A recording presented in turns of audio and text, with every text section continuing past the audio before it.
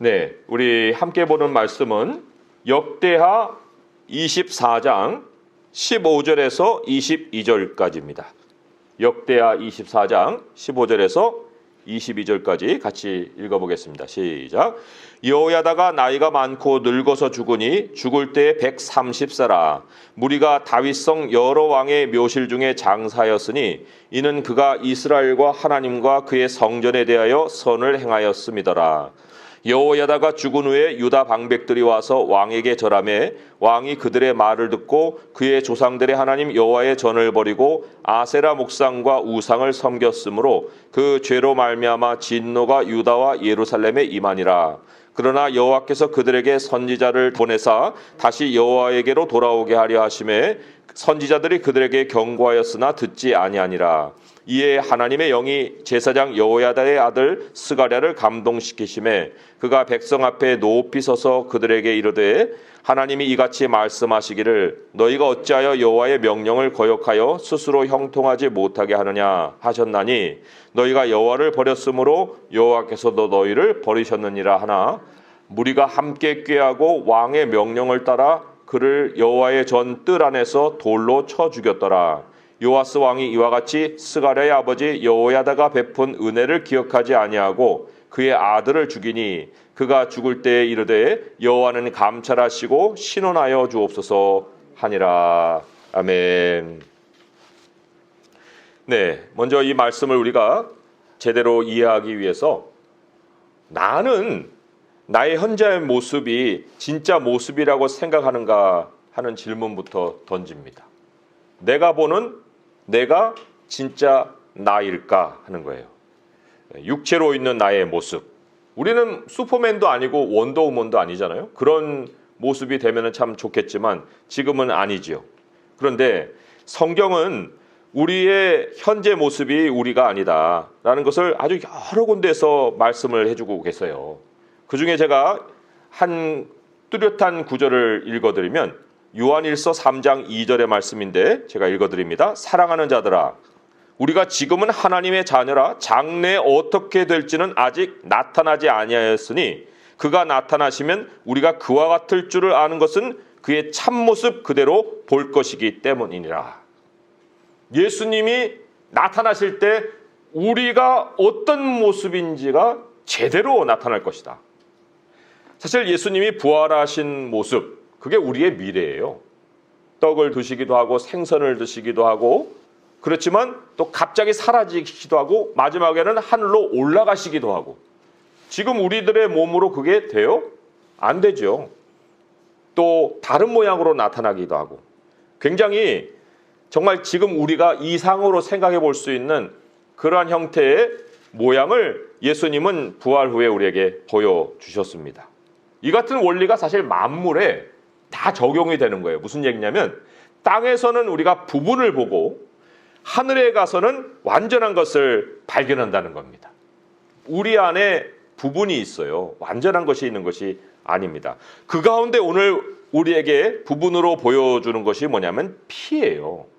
이 사가랴가 흘린 피입니다. 땅에서 생명이 뭐냐? 이런 질문을 우리가 이제 들었을 때 깊이 한번 생각해 보세요. 생명이 무언가? 생명? 생명은 형체가 없잖아요. 그러니까 더 모호해지겠죠? 아, 생명은 죽지 않는 거 그거 아닐까요? 그러면 죽으면 생명이 없어지나요? 그렇지 않잖아요. 죽음 이후에도 생명이 있습니다. 그러니까 그렇게 생각해 볼 때 생명이라는 것을 깊이 생각 안 해보다가 정말 생명이 뭐지? 라고 생각하다 보면 잘 모르겠는 그 상황이 벌어집니다. 그런데 우리 주님이 생명에 대해서도 이런 말씀을 하셨어요. 그것이 왜 우리가 모호해질 수밖에 없느냐? 왜냐하면 지금 우리가 알고 있는 생명이 제대로 된 생명이 아니기 때문에 그렇습니다. 골로새서 3장 2절에서 3절의 말씀, 골로새서 3장 2절에서 3절의 말씀이 이렇게 기록되어 있어요. 이것도 제가 읽어드립니다.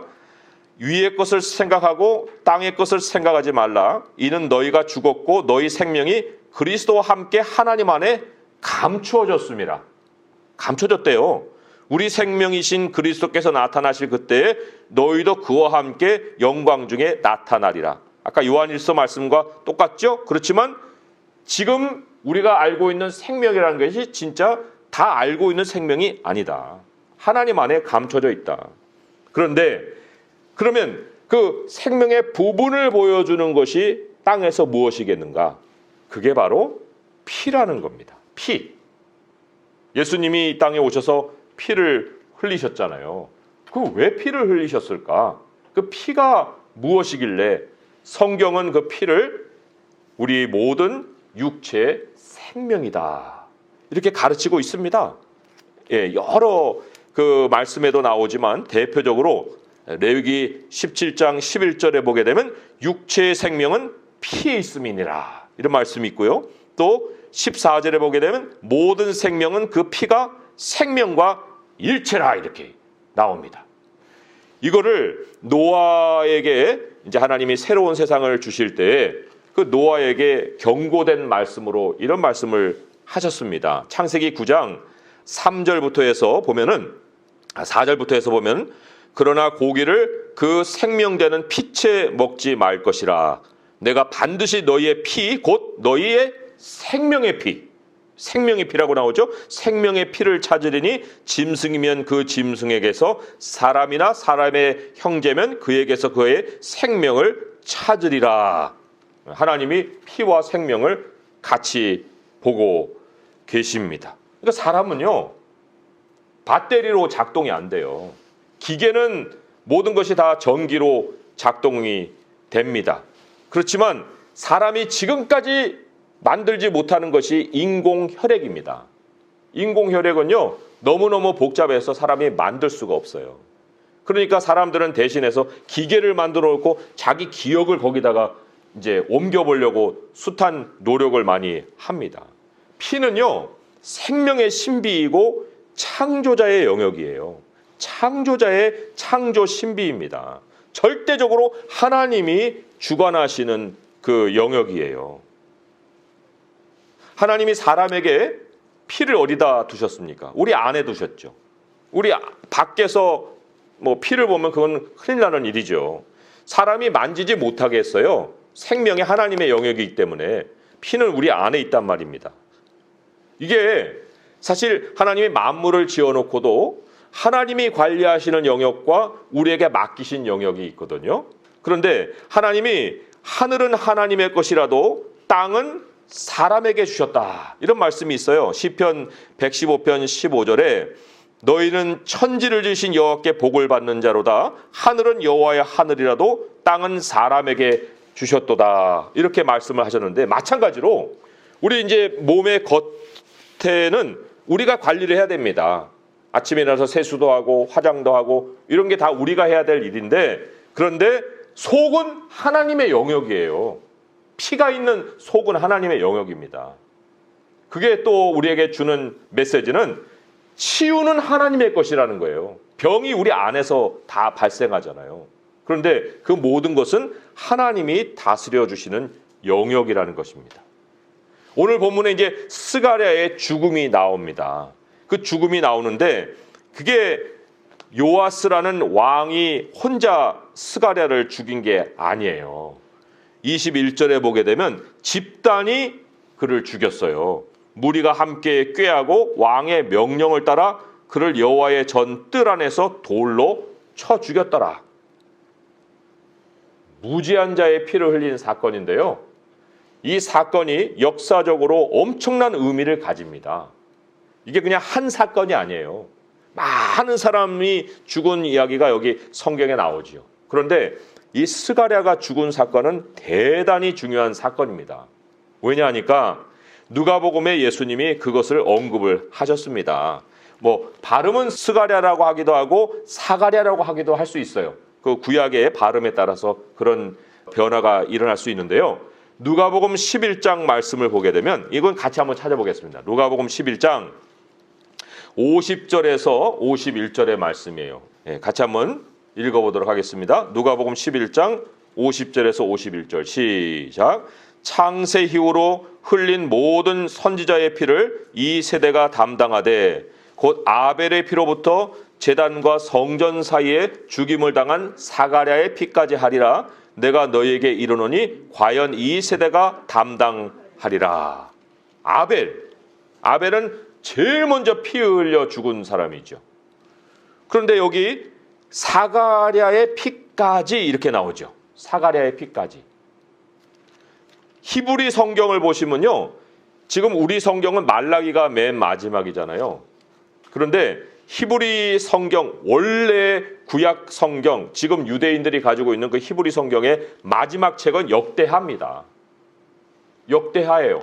역대하에서 오늘 사건이 벌어진 거잖아요. 아벨의 피는 처음에 흘리고 사가랴의 피는 하나님이 마지막으로 흘려진 의인의 피로 지금 여기서 언급을 하고 계십니다. 무지한 자의 피예요. 살해당한 피로 지금 언급을 하신 겁니다. 그런데 그 피까지 이 세대가 다 감당하리라.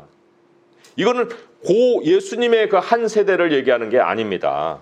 아벨의 피로부터 사가랴의 피라는 것은 인류 역사에 흘려진 모든 의인의 피를 다 함축해서 말씀을 해주신 겁니다.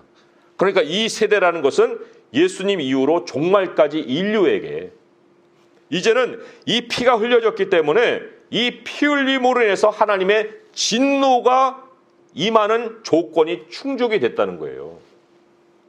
하나님이 진노를 돌이킬 수 없는 그 일이 이 사가랴의 피가 흘려짐으로 인해서 시작이 되었다. 자, 이 사가랴가 죽을 때 남긴 말이 그래서 굉장히 중요한 거예요. 오늘 말씀에 피 흘림을 받으면서 무슨 기도를 드렸느냐. 22절의 말씀 같이 한번 읽어보도록 하겠습니다. 시작. 요아스 왕이 이와 같이 스가랴의 아버지 여호야다가 베푼 은혜를 기억하지 아니하고 그의 아들을 죽이니 그가 죽을 때 이르되 여호와는 감찰하시고 신원하여 주옵소서 하니라. 감찰하고 신원하여 주옵소서. 매우 무서운 기도입니다. 매우 무서운 기도예요. 오늘 메시지가 매우 무서운 메시지입니다. 왜냐하면 사람이 하나님께 드릴 수 있는 기도 중에 가장 끈질기게 죽어서까지 드리는 기도가 뭐냐면 원한을 갚아달라는 기도예요. 누가복음 18장에 보면요, 과부의 기도가 나옵니다. 우리는 이 과부의 기도가 이제 간청하는 기도, 끊임없이 해야 되는 기도, 항상 드려야 되는 기도, 그거에 대한 교훈이다, 이렇게만 우리가 아마 알고 있을 수 있어요. 그런데 그 내용을 보면 이 사가랴의 기도하고 일맥상통한다는 거예요. 누가복음 18장에 보게 되면 이 불의한 재판관에게 계속 찾아가가지고 사람 무시하는 재판장에게 한 과부가 찾아가잖아요. 찾아가서 뭐를 하소연하느냐. 3절에 보게 되면 그 한 과부가 있어 자주 그에게 가서 내 원수에 대한 나의 원한을 풀어주소서. 나의 원한을 풀어달라는 기도를 하는 거예요. 7절, 8절, 누가복음 18장 7절, 8절로도 옮겨보면 이런 말씀이 있죠. 하물며 하나님께서 그 밤낮 부르짖는 택하신 자들의 원한을 풀어주지 아니하시겠느냐. 그들에게 오래 참으시겠느냐. 내가 너에게 이르노니 속히 그 원한을 풀어주시리라. 그러나 인자가 올 때에 세상에서 믿음을 보겠느냐 하시니라. 원한에 대한 기도예요. 사람이요, 한을 품잖아요. 원한을 갖잖아요. 그거는 가장 끈질기게 하는 기도가 됩니다. 살아있을 때만의 원한이 아니에요.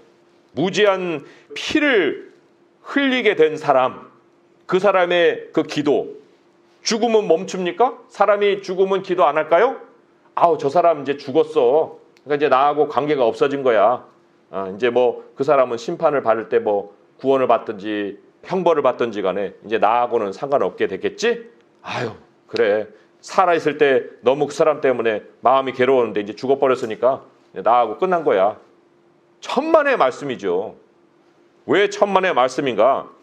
계시록에서 성도의 기도가 기록이 되어 나오는데 그 기도가 기록되어 있는 가운데 정말 무시무시하게도 무슨 내용의 기도가 기록이 되어 있는가?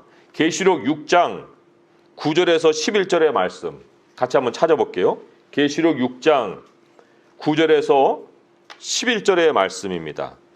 읽어봅니다. 시작. 다섯째 인을 떼실 때에 내가 보니 하나님의 말씀과 그들이 가진 증거로 말미암아 죽임을 당한 영혼들이 제단 아래에 있어 큰 소리로 불러 이르되 거룩하고 참되신 대주제여 땅에 거하는 자들 심판하여 우리 피를 갚아주지 아니하시기를 어느 때까지 하시어 하나이까 하니 각각 그들에게 흰 두루마기를 주시며 이르시되 아직 잠시 동안 쉬되 그들의 동무종들과 형제들도 자기처럼 죽임을 당하여 그 수가 차기까지 하라 하시더라. 원한을 갚아달라는 기도는 멈추지 않습니다. 물론 이 기도는 의인의 기도지요. 무지한 피 흘림을 당한 사람들의 그 기도인데 그 사람들이 아무 반항을 하지 않고 의인으로 죽었다고 해서 그 마음의 원한도 다 녹아지고 하나님 앞에 가서는 천국이야 이제 나는 모든 원한을 다 내려놓고 왔어 이럴 것 같은데 성경은 그렇게 기록을 하지 않습니다. 죽어서도 유일하게 남는 기도가 있는데 그게 피 흘림에 대한 원한을 갚아달라는 기도예요. 우리가 그래서 절대로 나를 축복하는 사람을 남겨야지 나를 원망하고 죽은 자를 남겨버리면 내 인생에 재앙이 닥칩니다. 그래서 그 길거리에 있을 때 그 사람하고 빨리 사화하라고 하잖아요. 빨리 화목을 하라. 그 얘기를 왜 했겠어요? 그 원한 품은 사람의 기도는 죽음 이후까지도 가기 때문에 그렇다는 거죠. 자, 제가 성경을 그래서 그렇게 원한을 품을 수 있는 피 흘림의 그 상황이 몇 가지나 나올까? 이걸 제가 헤아려 봤는데 어쨌든 제 한계에서는 세 가지가 발견이 됐습니다. 그 첫째가 바로 오늘 본문이에요.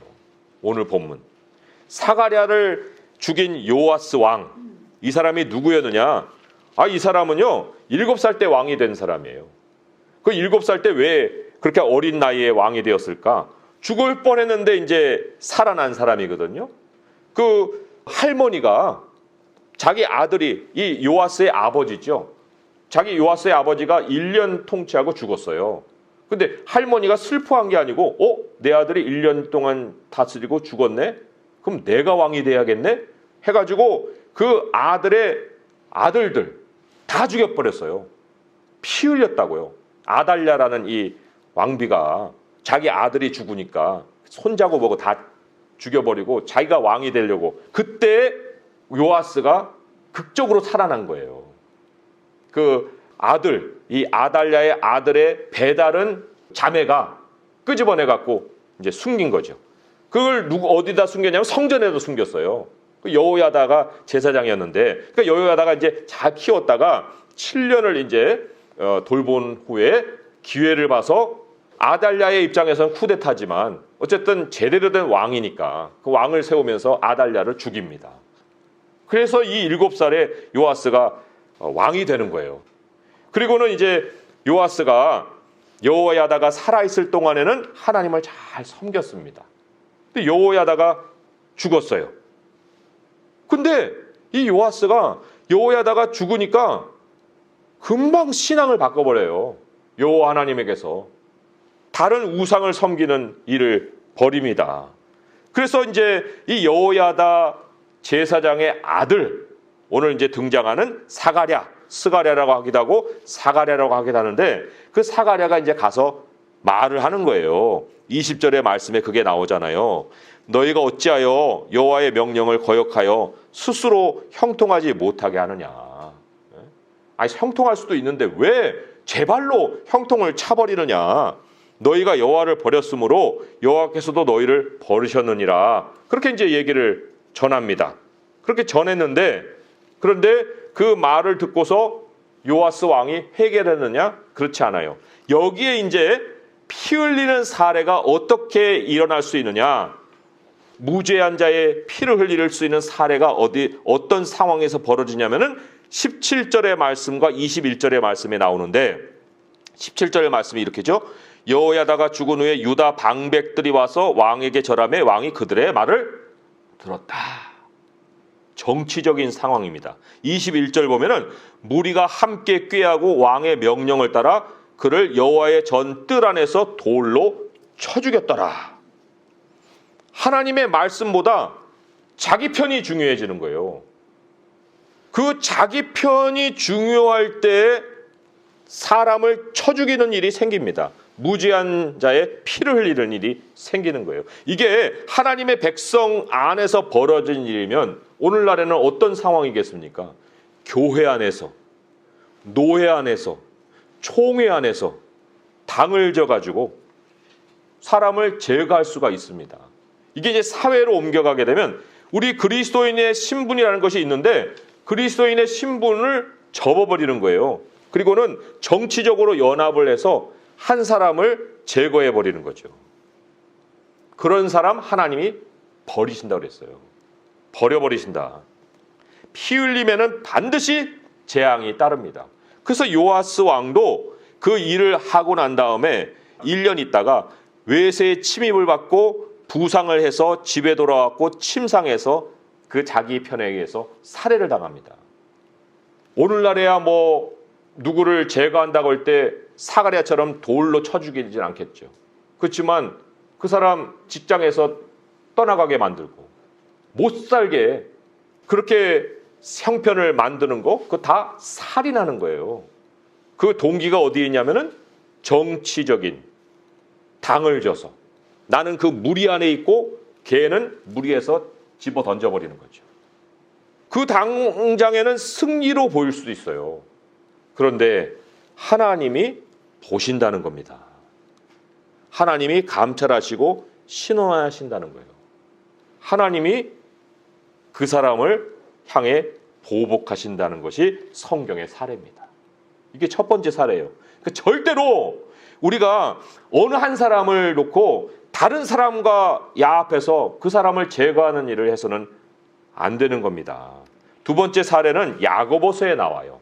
야고보서는 이제 우리가 찾아봐야겠죠. 오늘 본문에서 조금 사례가 아니니까 야고보서 5장으로 가보세요. 야고보서 5장에 가보시면 1절에서 6절까지인데 거기에 보면 사치와 방종이 무지한 자의 피를 남깁니다. 좀 우리 빠른 속도로 한번 읽어보겠습니다. 야고보서 5장 1절에서 6절까지 시작. 들으라 부한 자들아 너희에게 이 말 고생으로 말미암아 울고 통곡하라. 너희 재물은 썩었고 너희 옷은 좀 먹었으며 너희 금과 은은 녹이 슬었으니 이 녹이 너희에게 증거가 되며 불같이 너희 살을 먹으리라. 너희가 말세에 재물을 쌓았도다. 보라 너희 밭에서 추수한 품꾼에게 주지 아니한 삭시 소리 지르며 그 추수한 자의 우는 소리가 만군의 주의 귀에 들렸느니라. 너희가 땅에서 사치하고 방종하여 살육의 날에 너희 마음을 살찌게 하였도다. 너희는 의인을 정죄하고 죽였으나 그는 너희에게 대항하지 아니하였느니라. 아멘. 하나님이 복으로 주시는 재물이 있고요. 그렇지 않은 재물이 있습니다. 그런데 하나님이 복으로 주신 재물이 아닌 곳에 그 재물을 가진 자가 죽인 의인의 피가 있다는 거예요. 그럴 때에는 살아있을 때도 사람의 원망을 살 수가 있죠. 4절에 보니까 추수한 품꾼에게 주지한 삭시 소리를 지른다. 왜 우리에게 월급 안 주시오? 월급 안 주시오? 그게 주님의 귀에 들렸다라고 얘기합니다. 그 살아있는 자의 원망도 있고요. 6절을 보게 되면 죽은 자의 기도도 있게 되는 거예요. 왜요?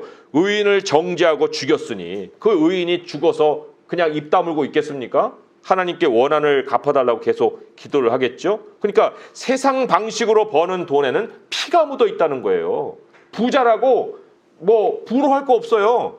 무슨 그룹의 총수라고 이상으로 삼을 것도 없어요. 무슨 지금 항공회사 누구 의원이 사장인데 몇천 명 다 그냥 굶어 죽게 만드는 그런 일을 벌이잖아요. 그러면 그 사람이 돈 많아서 우리는 그 사람이 좋다고 생각하겠습니까? 그렇지가 않죠. 그의 말로를 하나님이 이미 성경에서 다 알려주고 계시는 거예요. 그 재물이 자기를 잡아먹는다는 겁니다. 3절에 보니까 너희 금과 은은 녹이 슬었으니 이 녹이 너희에게 증거가 되며 불같이 너희 살을 먹으리라. 너희 살을 먹는다. 그 뭐가요? 돈이. 내 재물이 세상적으로 모은 것일까 아닐까? 이걸 어떻게 알겠어요? 근데 여기 보면 분명한 사인이 두 개는 있어요. 뭐냐? 쌓아놓는 거예요. 돈을 버는 게 쌓아놓기 위한 목적이에요. 그 세상 돈입니다. 또 5절에 보니까 너희가 땅에서 사치하고 방종한다. 돈을 버는데 쓰는 거 보니까 사치하고 방종하는 거예요. 중국에는 4조 이상 그 부자가 250명이라는가? 이게 무슨, 저는 그 통계가 잘 못된 거 아닐까 생각하는데, 그 사람들은 돈을 뿌리고 다니고 막 그 사치하고 방종하는 거, 그 하나님이 그냥 보지 않으십니다. 거기에 피 묻은 사람들의 피가 섞여 있는 돈이라고 보시는 거예요. 그래도 우리가 돈을 쌓아놓고 거기에서 만족을 얻어야 되겠습니까?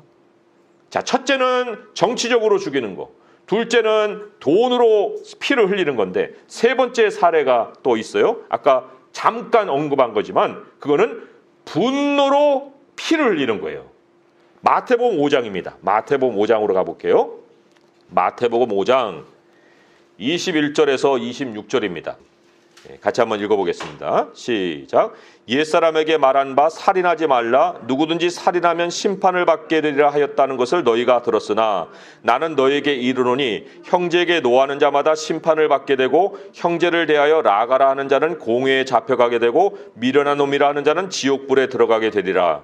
그러므로 예물을 제단에 드리려다가 거기서 내 형제에게 원망 들을 만한 일이 있는 것이 생각나거든 예물을 제단 앞에 두고 먼저 가서 형제와 화목하고 그 후에 와서 예물을 드리라. 너를 고발하는 자와 함께 길에 있을 때 급히 사화하라. 그 고발하는 자가 너를 재판관에게 내어주고 재판관이 옥리에게 내어주어 옥에 가둘까 염려하라. 진실로 네게 이르노니 내가 한 푼이라도 남김이 없이 다 갚기 전에는 결코 거기서 나오지 못하리라. 분노로 흘리는 피, 이거를 한마디로 우리 사회 현상하고 연결시키면요, 갑질하는 거예요. 갑질을 해서 약자의 마음에 피멍을 들게 하는 거, 이게 바로 성경이 말하는 지금 이 분노의 피입니다.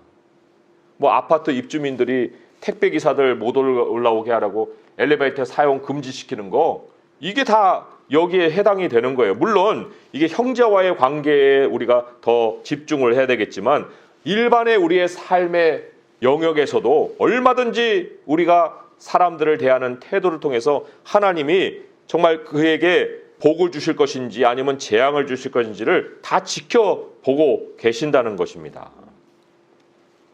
이 세 가지 사례 안에 들어오지 않을 것이 있을까 싶어요.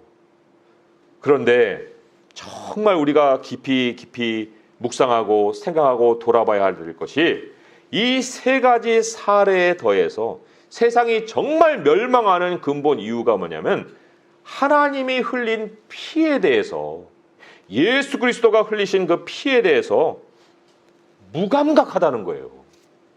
우리는 어떻습니까? 예수님의 피? 뭐 그거 그냥 나를 위해서 흘리신 피라고 알고 있어요. 그런 정도입니까?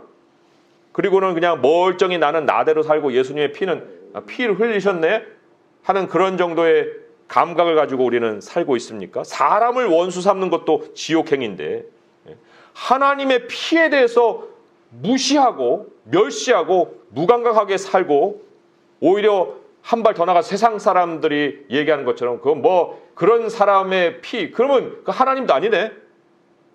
그렇게 하나님을 원수로 삼으면 그 끝이 어떻겠습니까? 우리는요, 모든 생명이 예수의 피에서 나오는 거예요. 이 코로나 사태에서 우리를 지키는 것도 예수님의 피에서 있습니다.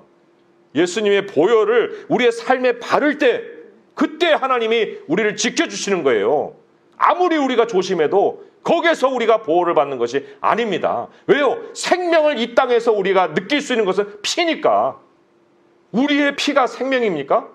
예수 그리스도의 피로 인해서 우리가 죽은 자가 산 자가 됐는데 예수님의 피를 다시 더럽히면요 끝나는 거예요. 성경이 얼마나 그걸 무섭게 우리에게 경고하고 있는지 모릅니다.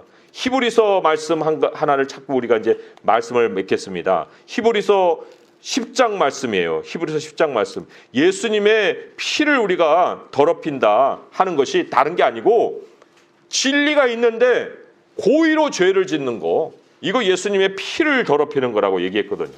히브리서 10장 26절에서 31절입니다. 같이 한번 읽어보겠습니다. 시작.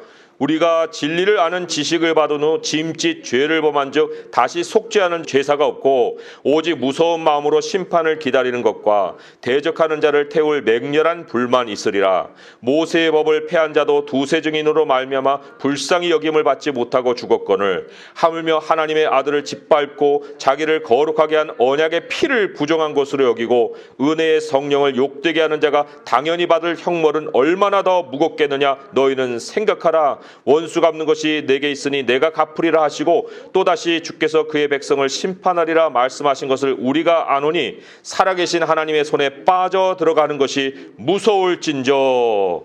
아멘. 여기 원수도 갚지만 그의 백성도 심판하신다는 말을 하나님이 경고하고 계시지 않습니까? 오늘 말씀을 맺습니다. 우리 예수님의 피, 보혈의 찬송, 그리고 모든 예수님의 피로 이루어 주신 이 하나님의 역사, 하나님의 약속, 그거를 우리는 가장 생명으로 여기고 살아야 합니다. 우리의 기도의 중심에 돈이 있을 것도 아니고 나의 자리가 있을 것도 아니고 하나님 나를 지켜주세요 하는 그런 어떤 두려움 속의 기도도 아니고 우리의 기도의 중심에 예수님의 보혈이 있을 때 그때 하나님이 우리에게 생명으로 역사를 하시는 거예요.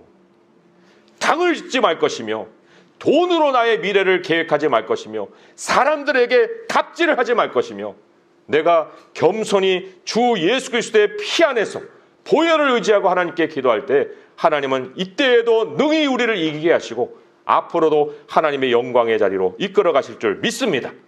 땅에서 예수의 피보다 더 중요한 것이 없고 그분의 피의 공로를 통해서 우리의 남은 여생을 승리하며 살아갈 수 있는 성도 될 수 있기를 주님의 이름으로 축원드립니다. 기도하겠습니다.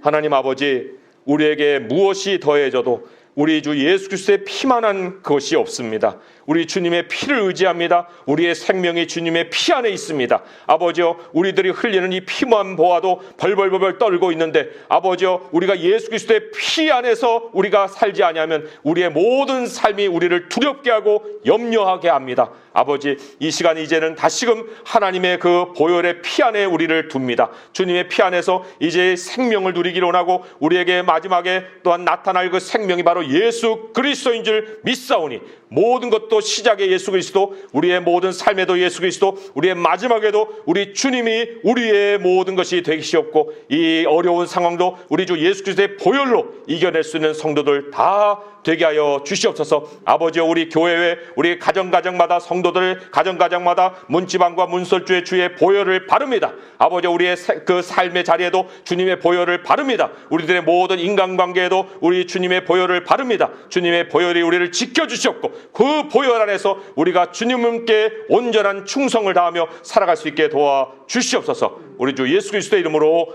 감사하며 기도합니다. 아멘.